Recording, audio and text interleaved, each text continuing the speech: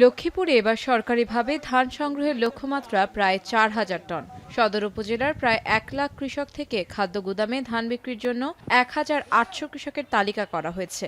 ইতিমধ্যে ৪২০ জন কৃষকের কাছ থেকে ১,২৩১ টন ধান সংগ্রহ করেছে গুদাম কর্তৃপক্ষ।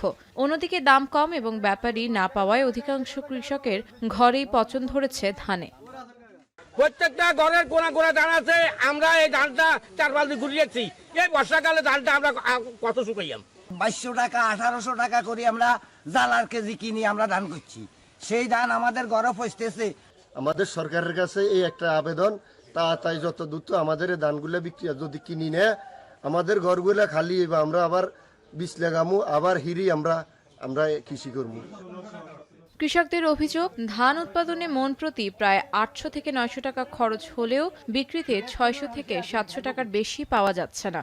সিন্ডিকেটের দৌরাত্ম্যে খাদ্য গুদামে ধান বিক্রি করা যাচ্ছে না বলে অভিযোগ তাদের।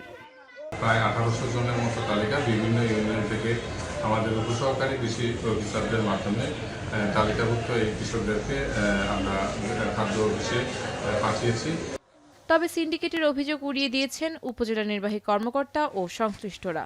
কৃষকের নির্দিষ্ট কৃষক তালিকা এবং কৃষিকার্ড যাদের আছে তাদের থেকে আমাদের দাম সংগ্রহের জন্য নীতিমালা বলা হয়েছে। আমরা সেভাবেই যারা তালিকায় অন্তর্ভুক্ত যাদের কৃষিকার্ড আছে তাদের কাছ থেকে আমরা ধানগুলো সংগ্রহ করি। আমরা সদর উপজেলায় ১,৫৩০ মেট্রিক টন ধানের বরাদ্দ পেয়েছি। আজকে পর্যন্ত আমরা ১২৩১ মেট্রিক টন ধান ক্রয় করেছি।